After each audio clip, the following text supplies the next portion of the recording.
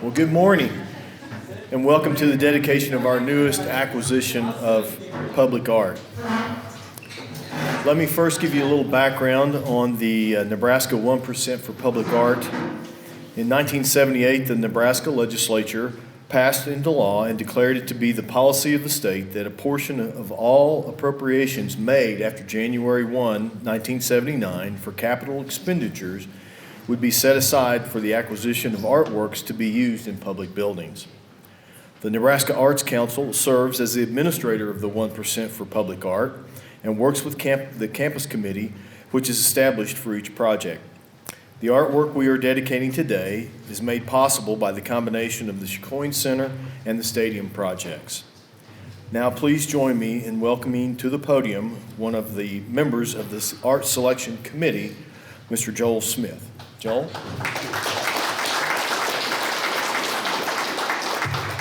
Thank you, Randy.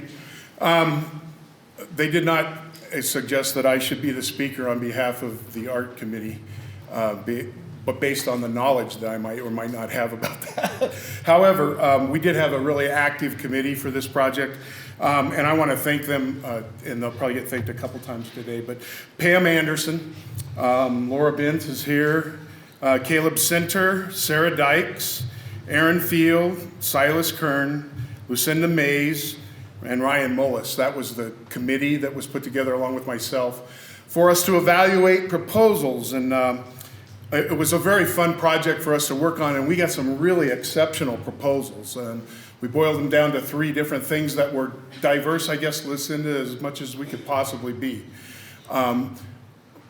And in the end, when we kind of came to where we were, I think we liked the holistic kind of fit that Karen's work did on other campuses and how it fit here. And so we really felt like her proposal was the most interesting, and I think we were really lucky because it turned out to be exactly what we wanted. So I was talking to Lucinda earlier today, and she used the word landmark. And I do think it's a landmark. I think it's something that people will be able to talk about, to see from a lot of places on campus. I guess everywhere but Rangeland. I don't think you can see it through the building, but it is a landmark, and hopefully it'll be a meeting place where people can, this is where we'll meet you at. Things will be going on around it, and we're excited about it being out in the plaza where you can do that too. So I'm sure that as we have folks here for events, it'll be something that'll be a lot of fun. Be interesting to see how the kids hang on it during graduation, because we have a lot of kids around here in graduation. So I'd also like to take the opportunity to thank our grounds and facilities people. There's an enormous construction project below all of this thing. I don't think most people will ever know about it, but I got to watch it because my office is right here. I watched them put it together. So for all the folks over at facilities and grounds, thank you guys very much. I appreciate the work that's been done on this. So yeah, well, we're excited about the landmark, and Randy, I'll turn it back to you, and you can introduce the artists. So. Thanks, Joel.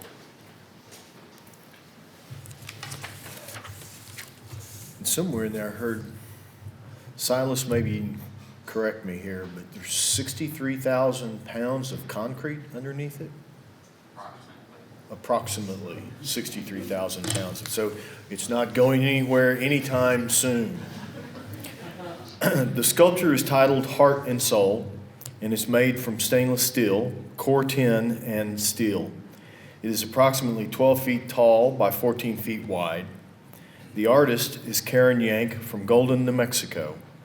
Karen began her art-making studies working in her father, Paul Yank's Wisconsin Sculpture Studio before pursuing her formal education at the University of Wisconsin, where she earned a Bachelor of Fine Arts degree, and at Rutgers University, where she earned a Master of Fine Arts. Karen has her work represented by Public Works at the Coors and Interstate 40 interchange, where she was lead artist, the University of New Mexico Health Science Center, where she has 5 sculptures, the New Mexico Highway and Transportation Department, New Mexico State Library, New Mexico Junior College, New Mexico State University, Hurley Community Center, and is included in numerous private collections throughout the United States. She also has works in permanent public collections in the museums throughout New Mexico, Rutgers, and the University of Wisconsin, to name a few. Karen was commissioned in September 2018 to create this sculpture for Chadron State College, which was installed just 2 days ago. Karen was here to oversee the installation and graciously gave of her time to meet with students in various CSC art courses yesterday. Please help me give a warm welcome to artist Karen Yank.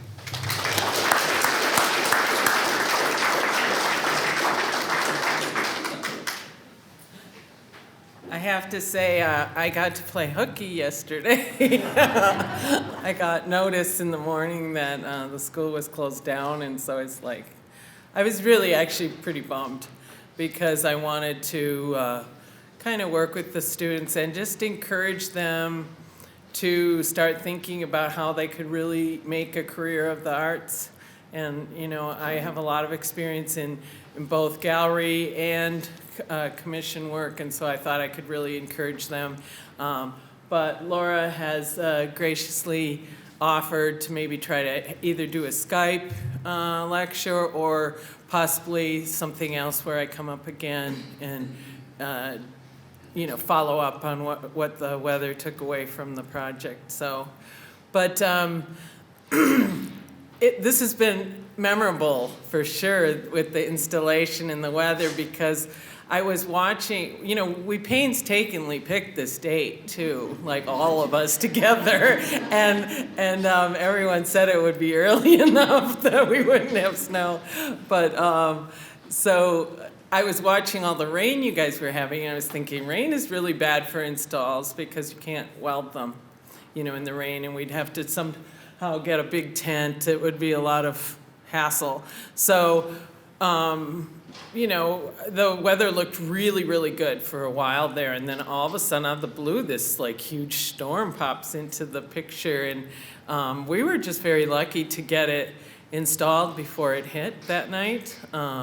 Guys ended at about, I think 4:30 maybe, and then they were going to drive straight back with the rig, and but they spent the night and left in the morning because the storm, you know, scared them a little bit driving in the dark. But we got it up, and then at about 6:30 in the morning, Silas sent me a photo of it in the snow. Like, it really appeared as more snow too, because it was kind of still dark.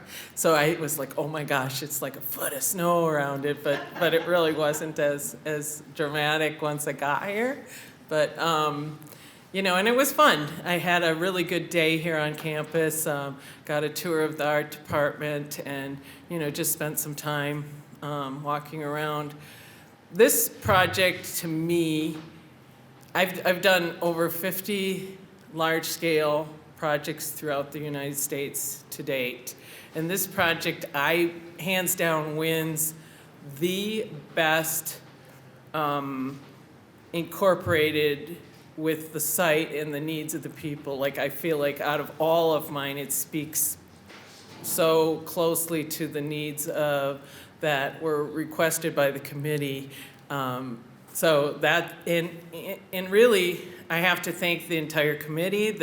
Everybody at the school has been so gracious to help me along the way. You know, especially the grounds people that like poured the base for me, and we worked real closely on that, you know, getting exactly the way we wanted so that we could just swoop in, you know, day before the storm and be able to just pull that off. So that was really great. But the committee really listened to me. First of all, when I go to speak, I do a lot of finalist presentations, and one of my missions is not just to win the competition, but also to educate arts boards and committees that select art.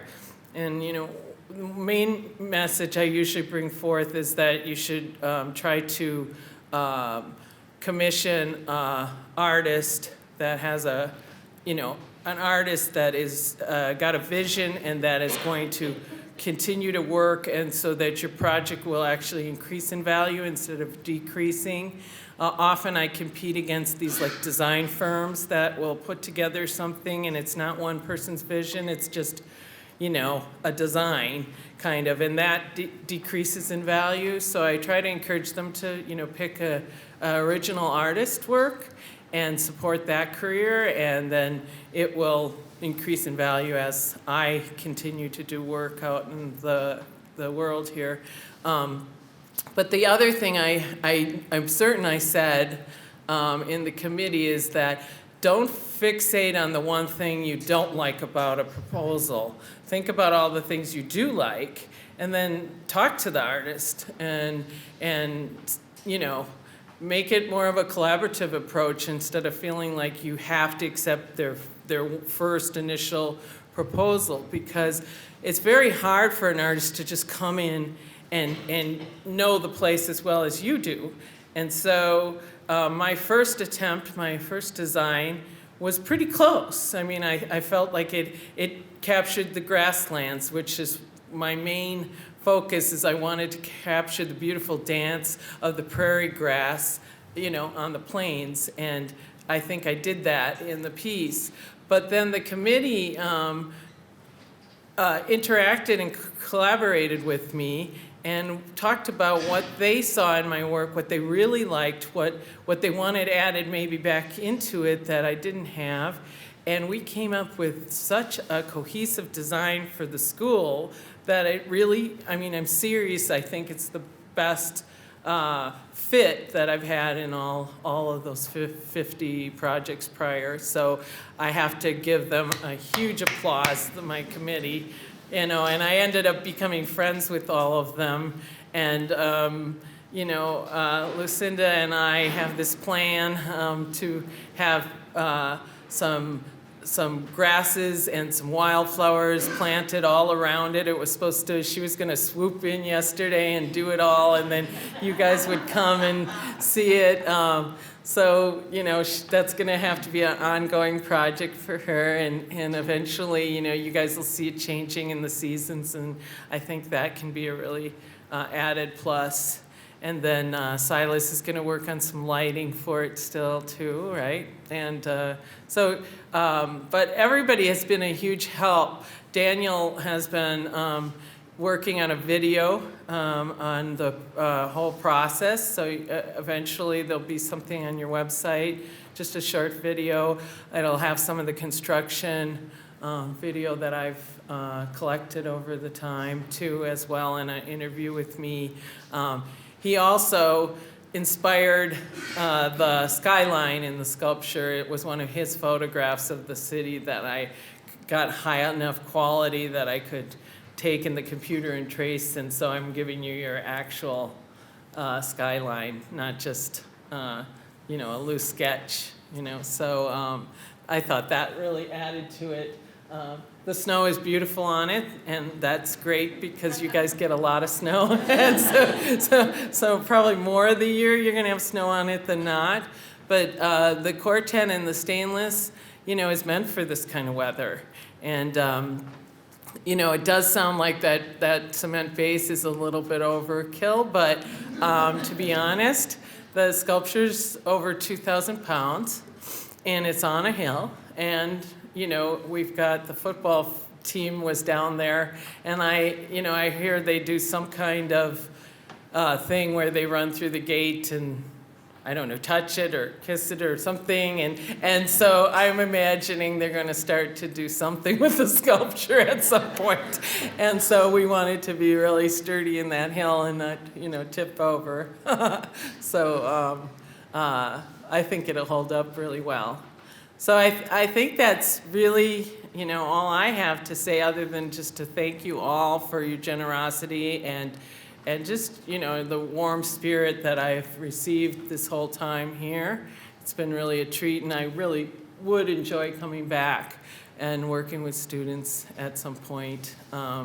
So if you guys want to go into the reception, then you can ask me questions, personally if you want, So thank you all. Thank you, Randy.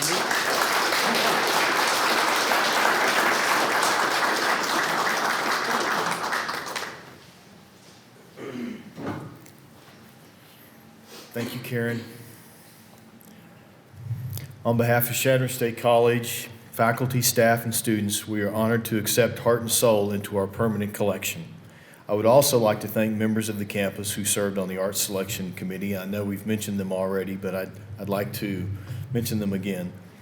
Those members include Joel Smith, Dr. Laura Bentz, Dr. Aaron Field, Sarah Dykes, Caleb Center, Silas Kern, Lucinda Mays, and Pam Anderson, who was very disappointed that she could not be here today, by the way. Well, she really was my right hand the whole time. She orchestrated everything for me.